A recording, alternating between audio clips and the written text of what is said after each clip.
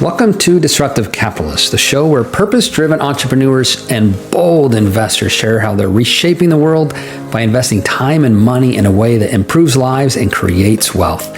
So let's get to it. All right, everyone. Thank you for joining us again today for another great episode of the Disruptive Capitalist Podcast. Today, my guest is Zach Oehlman, who is a seasoned valuation consultant and a visionary in real estate investing. Zach has built a robust community around the life cycle of entrepreneurship, from launching to scaling businesses, and then reinvesting in real estate to foster sustainable wealth. Zach, thank you so much for joining the show. Thanks for having me on, Sam. Well, if you would, please tell the audience just a little bit more about yourself. Yeah, so I'm a self-claimed farm kid from Indiana that had a big vision of traveling the world. And, over 20 years, I figured it out. Went the traditional route, college, worked down at Chicago Board of Trade, and then I got a job working for one of the best companies in the world when it comes to private asset valuation. And I learned so much about finance, so much about theoretical finance. I valued everything from right before I left. I valued all the software for all the major railroads. I valued human capital, bank loans, deposits, all this obscure random stuff. But I still wasn't making the money I wanted. I was making six figures, but I wanted the freedom to travel, the big checks. And so I quit that and got into the world of buying businesses and joined a direct sales company. And I learned the real value of making money is sales. Literally, money doesn't happen unless a sale happens. And so I became really great at sales and marketing. And over the years, I created my own business framework. We call it FOSSM. It's finance, operations, sales, and marketing. And we use that to implement into the businesses that we buy and consult on so that we can systematically scale and make enough money to change the world. So that's what I do today. All right. Well, let's talk about those businesses first. How do you underwrite a business? How do you buy a business? So I like, $1 to $30 million in gross revenues. Those are sort of the businesses I like to buy. I do discounted cash flow models. A lot of people use multiple EBITDA multiples, different things like that. And, I think you can do that, obviously, but I was trained on discounted cash flow. So I use historical income expense, break out, I normalize income. And that's a fancy word for I take out the stuff that shouldn't be there, one-time stuff. And I understand the growth and the risk associated with that growth, and I do 5-year projection models on a monthly basis, and so it's very advanced. Most people don't take the time to do that, but what it allows me to do is it allows me to understand the mechanics of money and understand where the risk is and understand the challenges we're going to face when we actually do scale it. How do you pay for that company? The company that we buy? Typically seller carries, and we don't like to do a whole lot of cash. I mean, we come in and we buy companies that there's a value add. So I spent 15 years in the world of real estate, and we would come in and buy things that were ugly and make them pretty. And we do the same thing with businesses. And so there's not a whole lot of cash down. We typically negotiate a lot of terms, performance, earnout metrics, things like that. Have you ever bought a company with no money out of pocket? The gurus say you can do that. Oh, you can totally do it. I mean, here's the problem. I think we're all sold the vision, myself included, that, I left a very high-paying six-figure job with one of the best companies in the world. And I tell people I wouldn't have quit. If I knew what I knew now, I would have stayed longer. Because I jumped, I was thinking the grass was greener on the other side, and I'm telling you, I just wrote this white paper. It's 100 reasons why you can't scale your business, and it just, I was looking back at the turmoil and the challenges I went through.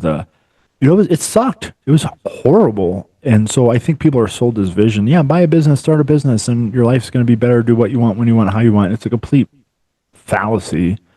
Now, can you get there? Absolutely, but it was tough, man. And so those people that were sold that same vision, they just want the problem taken care of. And so that's how you get these things with no money down, is you just take the burden off of them. Yeah. Because there's so many people that they just want out. Yeah. Just want out, right? Yeah. Entrepreneurship's hard. Oh my God. I just wrote, I wrote this thing, one of our new offers. It's a agency exit program. And essentially I bring my finance department in, it's fractionalized finance department. And then we get a monthly, and then we also act as the broker on the back end. So we're getting and I was writing the intro because these are marketing and sales guys. And I was like, I started this to save my life. I was drinking every day.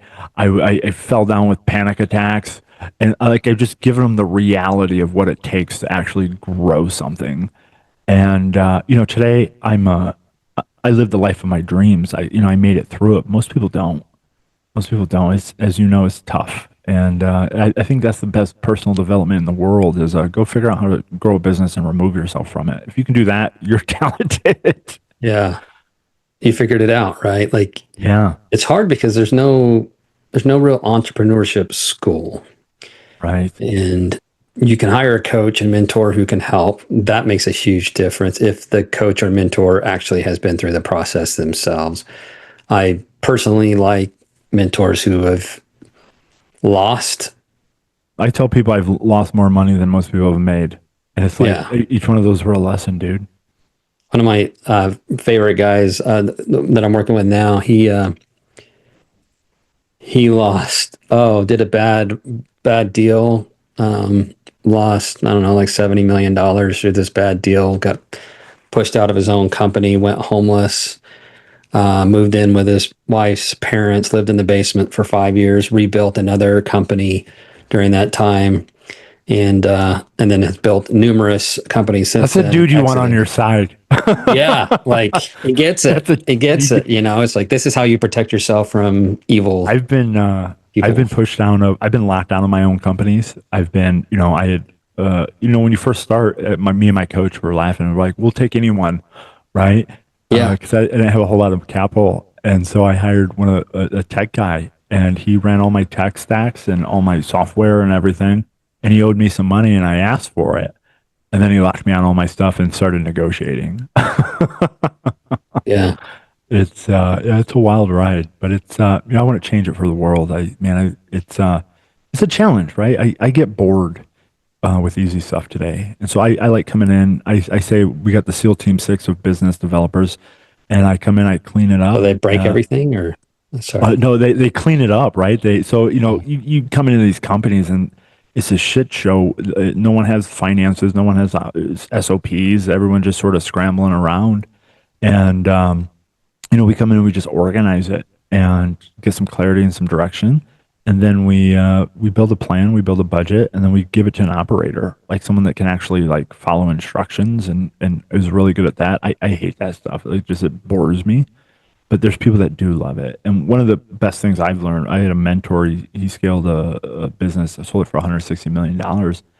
He says when you're young, like you need, or a young company, you need a pioneer, someone that's willing to hack it up and then turn around and hack it up and turn it around and hack it up until he finds the path. And not everyone's built for that. And so I think that's real important to understand who you are as an individual. Yeah, I know from myself understanding that, it drives people crazy in the company because I'm like, we did that, we don't do that anymore. It doesn't work, so we're doing this instead. Yeah. And they're like, what? But this is how. I'm like, no, it doesn't. I know it. We changed. We changed because the market said we needed to change, and so we changed. And that's yeah, some people don't get that, right? And so I think obviously one of my challenges was when I was first, sort of figuring out, and I'm still, figuring out, but was just bringing everyone with me, right? So today we have a structured strategic plan, we have budgets, we got our stuff together, but I mean, it's taken me 20 years of going for Yeah, it, and just keeping them up to date, like, hey, because they get nervous. If they're not, if they're not designed for this, they get nervous and they start freaking out. And then if you got to let people go, they start freaking out, and the company morale and the whole human side of it. And so there's an impact to that. And when you're working with people that are the pioneers of the world, they love the chaos and they love the let's try this, that didn't work, let's try that. I tell people I just push on doors until I find one Mm, that opens because I don't know. And I used to think I had to know everything. I know the direction, and I just start mhm. pushing on doors. So if somebody is that person and they launch a company and they're out there doing it and they find somebody else who's better at doing it than them and can take it farther than them, is it worth them taking a backseat and handing that over to somebody else? Well, here's what because what I ask them whenever I work with someone, I say, "What do you want?" Like, not in your business. I said, "What do you want in your life?" And then let's design a business to support that lifestyle. Yeah. Most people do it the other way around. They just have this, and I had this like fantasy, right? Like of, and my marriage suffered, my health suffered because I was just every day for 20 years, like let's go. And I had this conversation with myself. I was walking across. I'm down here in Colombia, South America, and I was walking across the kitchen, and I go, I've made it. Like I just had this revelation. Like there's people who are working an entire lifetime to live the life that I had. And I said, I made it. And I said, and over a course of a couple months, I was like, well, when can I let my foot off the gas? Like, I got a lot of going. And I said, well, what's the number? I'm a finance guy. What's the number? And so I got a pen and paper out and spreadsheets. And I said, okay, this is the number it costs to live my dream lifestyle. I far surpassed that. It's just like, I'm like, so why am I crazy pedal to the metal anymore? And what I was able to do, it took the anxiety away of, Yeah. always like trying to get somewhere. And, and what I started doing is I stopped a bunch of the stuff I was doing. I was just like, this doesn't align with my vision and my value. This doesn't, this doesn't, this doesn't. And I started making more money because, I only take calls typically 1 day a week now. Or I was taking calls 5, 6, 7 days a week sometimes. I was like, Tuesday's my day, and then Monday, Wednesday, Thursday, Friday, like Friday, Saturday, out of office. Am I working still? Heck yeah, I'm working. I'm working this. I'm Yeah. strategy. I'm going to the spa with a bunch of guys, or this weekend we're going to play some sports. But I'm creating relations. Always weak on because I thought I need Yeah. to be in the office working, and so today I go to dinners probably 5 days a week and have beautiful conversations because I've built the machine that I can just get them into, and then all my team handles it. So I'm out, doing the fun stuff now that I always dreamed of. But I had to really sit down and ask myself, what do I want? And so that's what I ask people, and then I ask them, well, what's the number? Put a number to that lifestyle, and then we'll build a business around it for the sake of just going for some stupid number that you have no intention behind. Does that answer your question? Yeah. We often say that, like, people complain, "Hey, I'm losing equity." I'm like, You're losing the quantity of equity points, but you're gaining your life, I'll take or my you get life. more money. I'll You take my make more life. money. Like, Yeah. either way, you can own a big percentage of a very small pie, or you can own a small percentage of a very large pie. You're way better off with a small percentage of a large pie. What Elon Musk owns 13% of SpaceX. Jeff Bezos is like 11% or 12% of Amazon. I talk to these people and I say, what can't you do with $100,000 a month? Like that's a pretty achieve. Once you get in the world of business and you actually figure out how to sell and organize stuff, that's a reasonable number. And it's like name one thing you can't do with that. And people just like want to make money for the sake of money. And there was this beautiful book. It's called Die with Zero, I think. Yeah, And they say, have you read it? I've not. I've it's in my library, and I've got. I was in a mastermind. And the guy did a presentation. And he mentioned it, and he goes, "Who here would work for free?" It's a bunch of successful people, and everyone was like, "Heck, no, no, no, no." And he goes, "Well, if you die with anything left, you worked for free." And I'm just like, "Whoa, what?" I've never thought about it like that. And so today, I value my time with my dog, my motorcycles, adventure, because I spent so long in it that I Hmm. just neglected all of that. And so I don't regret any, right? Because of that, I have this. But I'm just like, I took my foot off. And it's funny, as soon as I took my foot off the gas and let those the great runners of businesses come in, they love that stuff. And Yeah. they have the personality for it and they have the mechanics of it. And I want problems to solve, big problems. And so I get bored with it so easily. We're definitely kindred spirits in that. I'm trying to solve poverty right now. It's like, how can we do that? Well, we created an AI tool and software and this, and we're tackling housing and we're tackling, trying to work with HUD to get all of their 897,000 units of slums out of their cold, dead fingers, so that we can revitalize them and clean them up and create easy paths for people in poverty to learn how to make money and, very, democratizing that expertise down to the very, very low level. And, you know, to me, those are big problems. That's what I like. I like Complex. solving, right? Yeah. Like, how do we turn countries around? Right? Yeah. It's like, There you it's, go. it's like, that's a problem I want to solve. I was thinking about going for my PhD with economics, and I'm like, what would my thesis be? It was like the economics of healing, right? Plant Yeah. medicine. I was watching a YouTube documentary about malaria, and there's this Hmm. simple little plant that will prevent malaria, but you can't patent it, obviously, right? And so it's just like, well, what's the economics of this, right? The economics of healing, the economics of empowering people to live a great life.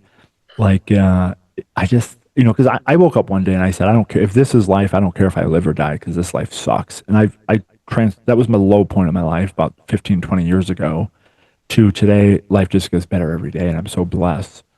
And, it was a journey. It was an absolute journey, but most people aren't even aware of that conversation that it's possible, because, they're just in a different conversation. Yeah.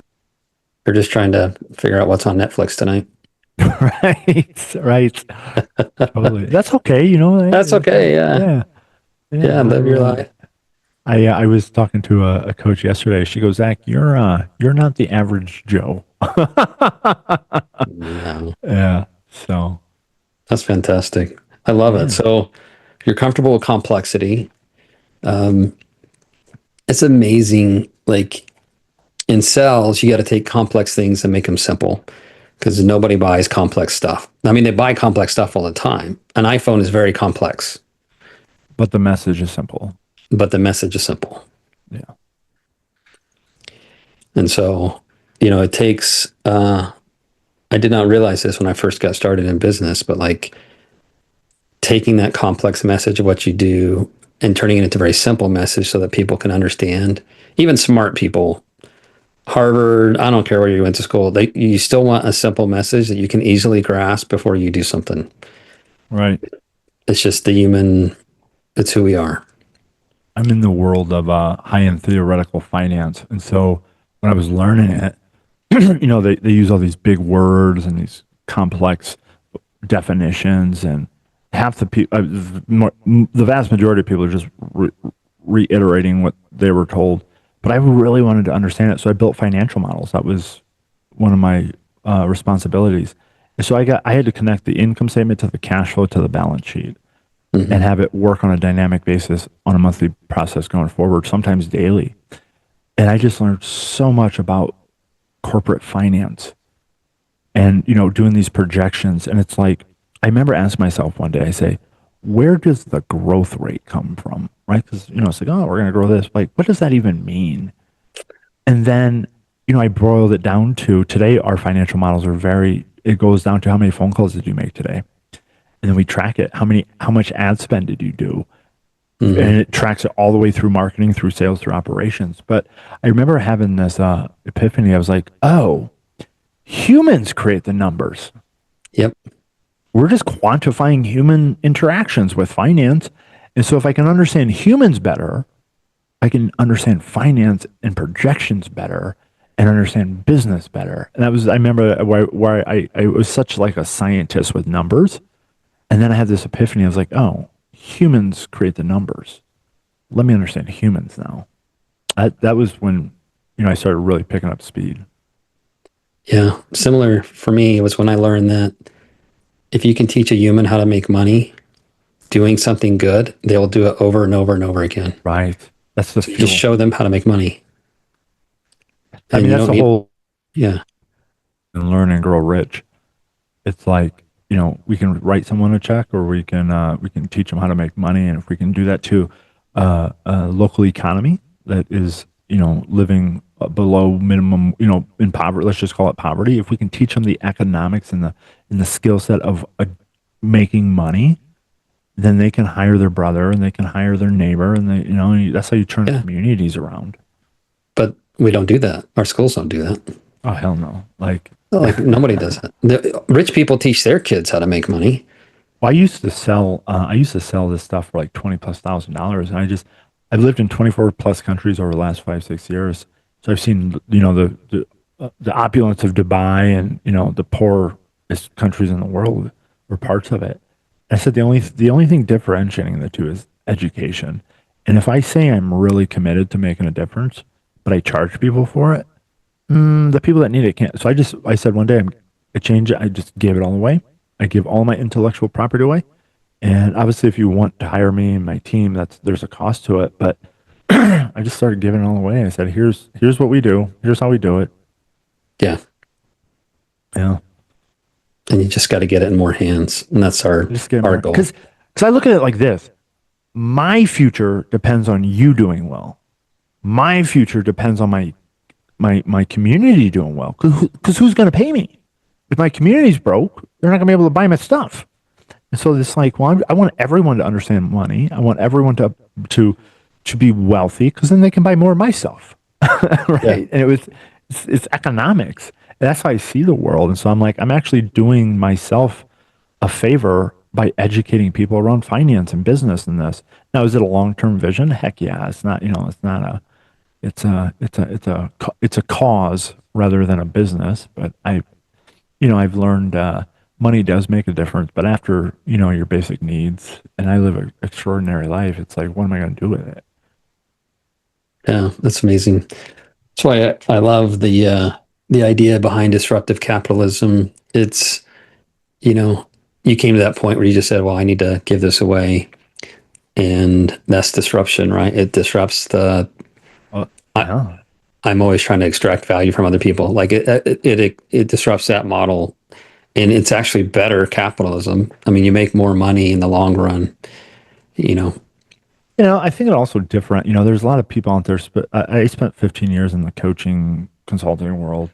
I Mhm. started with very high end corporate consulting, and then I went and bought a $20,000 mastermind on how to invest in real estate. And I spent 15 years in that world, and there's so many people selling pipe dreams that'll, Oh yeah. and I'm just like, I've seen people, they want to change their life and they go to a weekend boot camp. They're like, well, go increase your credit card limit, and let's get you into this. And it's like putting a second grader into a PhD level program. It's like they don't even know what you're saying, right? Yeah. And I was one of those people. 20 years ago, I said, all right, I'll buy it. And I had no idea what it meant, right? But I've spent over $1 million on myself and my wife. Because every time, they're like, oh, you just need this one more thing, or this is going to be the thing that changes everything. And you buy it and you're like, oh my God, like, this ain't it. But, one step closer and $30,000 more on my debt. And but you just keep plugging away. And so I think, as someone that knows, I have 5 values. The first one is intention. Second one is personal responsibility. I know today.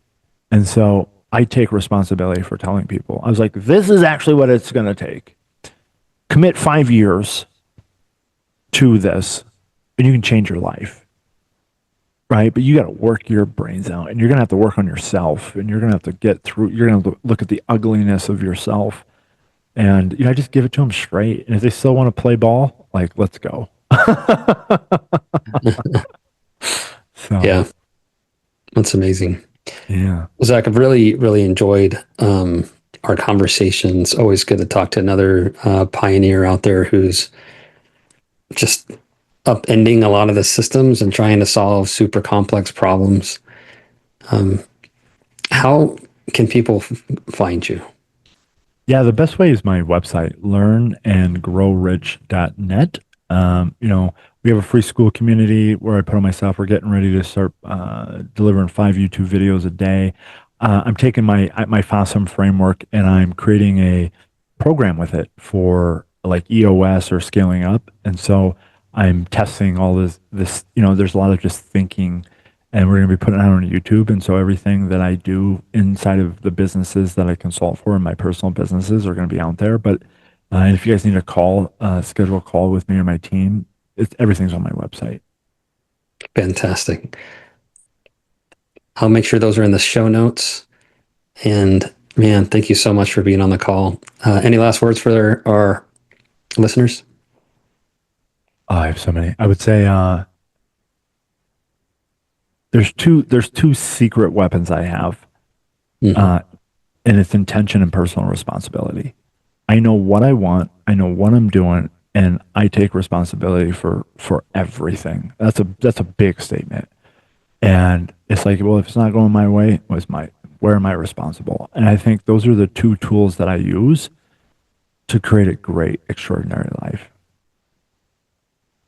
That's fantastic. Thank you, Zach. And I'll make sure all that's in the show notes. And again, thank you for being on the show. Thanks, Sam. If this episode shifted your thinking, then share it with someone bold.